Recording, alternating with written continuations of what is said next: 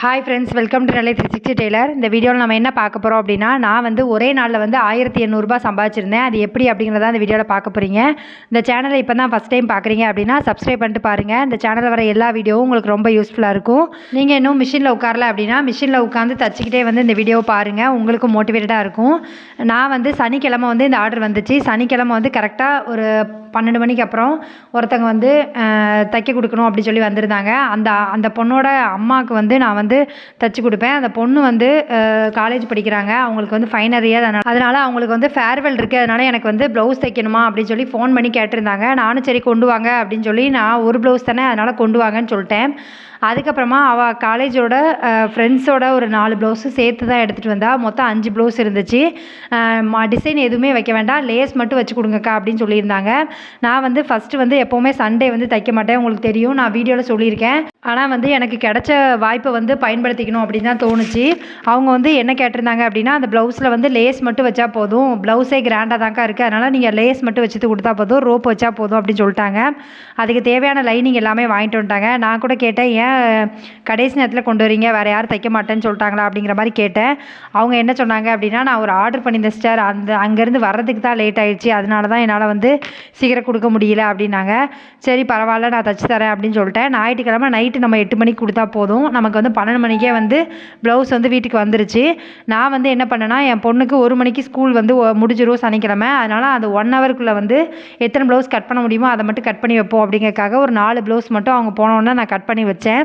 லைனிங்னால் வந்து நமக்கு வந்து அடித்து திருப்புற வேலை தான், நமக்கு வந்து எம்மிங் பண்ணுறதோ இல்லை வந்து பீஸ் வச்சு அடிக்கிறதோ கிடையாது. அதனால் நமக்கு வந்து பிரச்சனை இல்லை, எந்த டிசைனுமே கேட்கல. அதனால் நான் வந்து அடிச்சிடலாம் அப்படிங்கிற நம்பிக்கையில் தான் வாங்கினேன். அதுக்கப்புறமா நான் கரெக்டாக எப்போ வந்து ஆரம்பித்தேன் அப்படின்னா, சனிக்கிழமை ஒரு 2 மணிக்கு நான் உட்காந்தேன். நைட்டு வந்து ஒரு 10 மணிக்குலாம் நான் எல்லா ப்ளவுஸுமே முடிச்சிட்டேன். உங்களால் நம்ப முடியுதா எனக்கு தெரில, இடையில வந்து கொஞ்சம் எந்திரிக்க வேண்டிய வேலை இருந்துச்சு, அதுலேயுமே நான் எந்திரிச்சேன். ஆனாலுமே 10 மணிக்குள்ளே நான் ஊக்கு எல்லாமே வச்சு சாரீ எல்லாம் முந்தி அடித்து எல்லா வேலையுமே முடித்து நான் வந்து முடிச்சுட்டு அந்த பொண்ணுகிட்ட நான் என்ன சொன்னேன்னா, ஞாயிற்றுக்கிழமை காலைல வந்து வாங்கிக்கோங்க அப்படின்னு சொல்லி ஃபோன் அடிச்சிட்டேன்.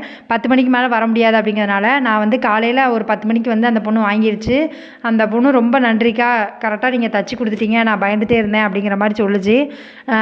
இந்த மாதிரி வந்து நீங்கள் வந்து அந்த கஸ்டமருமே ப்ளவுஸ் எல்லாம் கொடுத்தோன்னே, ஏக்கா எக்ஸ்ட்ரா எதுவும் அமௌண்ட் வேணும்னா நீங்கள், ஏன்னா நம்ம அவசரமாக தைக்க கொடுத்துருக்கோம், அதனால் நான் வெளியில் கொடுத்துருந்தாலும் என்கிட்ட எக்ஸ்ட்ரா தான் சார்ஜ் பண்ணியிருப்பாங்க, நீங்கள் எதுவும் எக்ஸ்ட்ரா வேணும்னா கேளுங்கக்கா அப்படின்னு சொல்லியிருந்தாங்க. இல்லைக்கா இது போதும் அப்படிங்கிற மாதிரி நான் வந்து பேசி ஒரு ப்ளவுஸுக்கு 230 கிட்ட வாங்கினேன்.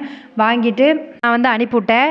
எனக்கு வந்து திங்கக்கிழமை அந்த பொண்ணுக்கு ஃபேர்வெல்னால திங்கக்கிழமை போட்டு போயிட்டு எல்லாருமே நல்லாயிருக்கு, கரெக்டாக ஃபிட்டாக இருந்துச்சு அப்படின்னு சொன்னாங்க. எனக்கு உண்மையிலே அதை கேட்டதுக்கப்புறம் தான் நான் அந்த வீடியோவே எடுக்கிறேன். உங்களுக்கும் வந்து இந்த மாதிரி ஆர்டர் வந்துச்சு அப்படின்னா கண்டிப்பாக வந்து எடுத்து பண்ணுங்கள். ஏன்னா நமக்கு வந்து கிடைக்கிற டைமில் வந்து நம்ம வந்து தச்சு சம்பாதிச்சிக்கணும். ஏன்னா சில டைம் நம்ம ஃப்ரீயாக இருக்கிற மாதிரி இருக்கிற டைமும் வரும், அதனால் நம்ம வந்து கிடைக்கிறத பயன்படுத்திக்கணும் அப்படிங்கிறக்காக பயன்படுத்திக்கிட்டேன். நீங்கள் வந்து இந்த மாதிரி திடீர்னு ஆர்டர் வந்துச்சு அப்படின்னா எடுப்பீங்களா அப்படிங்கிறத கீழே கமெண்ட் பண்ணுங்கள், பார்க்கும்போது நானும் தெரிஞ்சுக்கிறேன். அதே மாதிரி நீங்கள் வந்து இப்படி திடீர்னு ஆர்டர் எடுக்கும்போது என்ன கவனிக்கணும் அப்படின்னா, நமக்கு வந்து ஒரு நாள் தான் டைம் இருக்குன்னா ரொம்ப டிசைன் வைக்கிற மாதிரி நீங்கள் வந்து பார்க்கக்கூடாது. இப்போ வந்து நமக்கு ஒரு ப்ளவுஸ் தான் வருது அப்படின்னா பரவாயில்ல, ஆனால் 2-3 ப்ளவுஸ் வரும்போது நம்ம டிசைனாக கேட்டாங்க அப்படின்னா நம்ம வந்து பண்ணி கொடுக்க முடியாது. அதனால் நீங்கள் வந்து அந்த மாதிரி டயத்தில் நம்ம வேலையை எவ்வளோ வந்து சுருக்கலாம் அப்படிங்கிற மாதிரி நீங்கள் பார்த்துக்கணும்.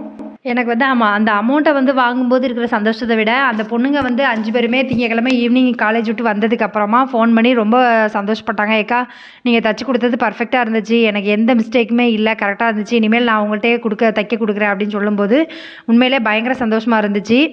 இதே மாதிரி ஒரு இடத்துல ஒர்க் பண்ணுறவங்களோட ப்ளவுஸ்க்கு தைக்கணும் அப்படின்னாலும் கூட, இல்லை காலேஜில் படிக்கிற பிள்ளைங்களோட ப்ளவுஸ் தைக்கணுன்னா கூட செட்டாக தான் நமக்கு வரும். அதனால் நம்ம வந்து இந்த மாதிரி ஆப்பர்ச்சுனிட்டியை பயன்படுத்தி தைச்சி கொடுத்தோம் அப்படின்னா பின்னாடியே வந்து அவங்களுக்கு எப்போ அவசரம் ப்ளவுஸ் வேணும் அப்படின்னாலும் நம்ம ஞாபகம் வரும். அதனால் நீங்கள் வந்து பர்ஃபெக்டாக தைச்சி கொடுக்கணும்னு நினைங்க. நான் வந்து சனிக்கிழமை இந்த ப்ளவுஸ் தான் தச்சுருந்தேன். நீங்கள் வந்து எத்தனை ப்ளவுஸ் வந்து தச்சுருந்தீங்க அப்படிங்கிறத கீழே கமெண்ட் பண்ணுங்கள். ஞாயிற்றுக்கிழமை வந்து நான் எப்பவும் போல் ஃப்ரீயாக தான் இருந்தேன். ஆனால் நான் ஞாயிற்றுக்கிழமை காலையில் தான் எடுத்து தைக்கணுங்கிற பிளானில் தான் இருந்தேன். ஆனால் எனக்கு வந்து தோணுச்சு, ஆஃப் டே இருக்குல்ல, நம்ம தச்சு பார்ப்போம், ட்ரை பண்ணுவோம், முடிஞ்சதுன்னா முடிச்சிடலாம்ல அப்படி தான் வந்து நான் ட்ரை பண்ணேன். அதனால தான் முடிஞ்சுது. நீங்களுமே எப்போவுமே வந்து உங்களுக்கு ஒரு ப்ளவுஸ் வந்து கொடுக்கணும் அப்படின்னு சொன்னாங்கன்னா அந்த கடைசி நேரம் வரைக்கும் தைக்கணும் அப்படிங்கிற மாதிரி நினைக்காம, நமக்கு டைம் இருந்துச்சு அப்படின்னா முதல்லே வந்து ஸ்டார்ட் பண்ணுங்கள். அப்போ கொஞ்சம் முன்னாடியே வந்து நம்ம தச்சு முடிக்கிற மாதிரி நமக்கு வந்து வரும். அதே மாதிரி இதில் வந்து நீங்கள் இப்படி அவசரமாக தைக்கும்போது வீட்டில் இருக்க வேலையுமே கொஞ்சம் குறைச்சிக்கோங்க. ஏன்னா நம்ம வந்து கரெக்டான டைமில் கொடுக்கணும் அப்படிங்கிறதுனால நம்ம வந்து சில வேலையை வந்து கொஞ்சம் ஸ்கிப் பண்ண வேண்டியதாக இருக்கும். இந்த மாதிரி அவசரமான டைமில் மட்டும் அப்படி பார்த்துக்கோங்க. நீங்கள் வந்து டெய்லி வந்து ப்ளவுஸ் தைக்கணும்னு நினைக்கிறீங்க அப்படின்னா கண்டிப்பாக வந்து ஒரு 11 மணிக்கு மிஷினில் உட்கார மாதிரி பார்த்துக்கோங்க. அதுக்கு இடையில அதுக்கப்புறமா ஒரு 4 மணி வரைக்கும், அதாவது 4 மணினா 3:30க்கு முன்னாடியே வந்து முடிக்கிற மாதிரி பார்த்துக்கோங்க. அதுக்குள்ளே உங்களால் எத்தனை ப்ளவுஸ் தைக்க முடியுதோ அதை வந்து தைச்சிக்கோங்க. பகல் முடிஞ்சதுக்கப்புறம் நீங்கள் நைட்டு உட்காந்து தைக்கணும் அப்படிங்கிற மாதிரி பிளான் பண்ணாதீங்க. அது வந்து ரொம்ப கஷ்டமாக இருக்கும். அப்படி வந்து நீங்கள் ட்ரை பண்ணிங்கன்னா கண்டிப்பாக வந்து டெய்லி உங்களால் வந்து ப்ளவுஸ் தைக்க முடியும். ஏன்னா நம்ம வந்து அந்த டயத்தில் வந்து யாருமே நம்ம கூட இருக்க மாட்டாங்க. நம்ம பாட்டுக்கு டிவி பார்த்துட்டோ இல்லை வந்து பாட்டு கேட்டுட்டோ வந்து நம்ம வந்து ப்ளவுஸை வந்து தைக்கலாம். நமக்கு யாராவது இருந்தாங்க அப்படின்னா வேலை வந்து ஓடாது. அவங்க ஏதாவது கேட்பாங்க, நம்ம பதில் சொல்லணும், இல்லை ஏதாவது செஞ்சு கொடுக்கணும். அந்த மாதிரி வந்து நமக்கு வந்து டிஸ்ட்ராக்ட் ஆகும். அதனால் நமக்கு வந்து அந்த டைமில் தைக்க முடியாது. அதனால் எப்போவுமே வந்து ஸ்கூல்லேருந்து பிள்ளைங்க வர்றதுக்கு முன்னாடி நம்ம வந்து முடிஞ்ச அளவுக்கு தைச்சி முடிச்சிட்டிங்கன்னா வந்ததுக்கப்புறம் நம்ம ஊக்குவிக்கிற வேலை, கட் பண்ணுற வேலை எல்லாமே பார்த்துக்கலாம். நீங்கள் வந்து இந்த டைமில் தான் வந்து தைக்கிறீங்களா அப்படிங்கிறத கீழே கமெண்ட் பண்ணுங்கள். இல்லை நீங்கள் வேறு டைமில் தைக்கிறீங்க அப்படின்னா அந்த இதையும் கீழே கமெண்ட் பண்ணுங்கள், நான் தெரிஞ்சுக்கிறேன். அதே மாதிரி நீங்கள் வந்து இப்படி வந்து அவசரமாக தைச்சி கொடுத்தாலும் சரி, இல்லை நார்மலாக தைச்சி கொடுத்தாலும் சரி, நீங்கள் வந்து எப்போவுமே வந்து காசு வந்து கரெக்டாக வாங்கிட்டு ப்ளவுஸை கொடுங்க. ஏன்னா நம்ம வந்து கஸ்டமர்கிட்ட கொடுத்துட்டு அதுக்கப்புறம் காசுக்காக அவங்க பின்னாடி வந்து நம்ம சுற்ற முடியாது. அதனால் நீங்கள் வந்து எப்போவுமே வந்து காசு கொடுத்துட்டு ப்ளவுஸை வந்து வாங்கிக்கோங்க அப்படிங்கிறத தெளிவாக சொல்லிடுங்க. நம்ம வந்து தையல் தொழிலை பொறுத்த வரைக்கும் நமக்கு எப்போ வந்து எந்த ஆப்பர்ச்சுனிட்டி கிடைக்கும் அப்படிங்கிறது தெரியாது. நீங்கள் வந்து கிடைச்ச வாய்ப்பை வந்து பயன்படுத்தி எப்போவுமே ப்ளவுஸ் தைச்சி நம்ம வந்து வருமானம் வச்சுக்கணும் அப்படின்னு நினைக்கணும். ஏன்னா நமக்கு வந்து செலவு அதிகமாகிக்கிட்டே இருக்குது. அதுக்காகவாவது நம்ம வந்து தச்சு வருமானம் சம்பாதிக்கணும் அப்படின்னு நினைக்கணும். ஏன்னா நமக்கு இப்போ இருக்க சூழ்நிலையில் வந்து ஒரு ஆள் சம்பாதிச்சலாம் குடும்பத்தை வந்து ரன் பண்ணுறது ரொம்ப கஷ்டம். அதனால் நீங்கள் வந்து தெளிவாக வந்து இந்த மாதிரி சான்ஸ் கிடைக்கும்போது நம்ம வந்து எப்படி வந்து டைம் மேனேஜ் பண்ணி தைக்கணும் அப்படிங்கிற மாதிரி பொறுமையாக யோசித்து நீங்கள் வந்து தச்சு கொடுங்க. முடியாதுன்னு அனுப்பிட்டீங்க அப்படின்னா அவங்க வந்து வேறு ஏதோ டெய்லர்கிட்ட வந்து தைக்க போகிறாங்க, அது உண்மைதான். நம்ம வந்து கஸ்டமர் வந்து மிஸ் பண்ணிடுவோம். ஏன்னா அவங்க வந்து அவசரத்துக்கு இன்னொரு தடவை தைக்கணும் அப்படின்னாலும் நம்மக்கிட்ட வந்து வரமாட்டாங்க. ஏன்னா நம்ம வந்து ஒரு தடவை நம்ம நோன்னு சொல்லிட்டோம் அப்படின்னா கண்டிப்பாக அந்த கஸ்டமர் வந்து கொஞ்சம் யோசிப்பாங்க. இந்த பொண்ணு தைச்சி கொடுப்பாளா, இல்லை அன்றைக்கி மாதிரி வந்து முடியாதுன்னு சொல்லிடுவாளா அப்படிங்கிற மாதிரி யோசிப்பாங்க. அதனால் அந்த மாதிரி வந்து நீங்கள் எப்போவுமே நடந்துக்கக்கூடாது. முடிஞ்ச அளவுக்கு வந்து இந்த மாதிரி அவசரமாக வந்தால் கூட உங்களுக்கு வந்து தைக்க முடியும் அப்படின்னா கண்டிப்பாக வாங்கி தைச்சி கொடுங்க. நமக்கு அது வருமானம் தான்.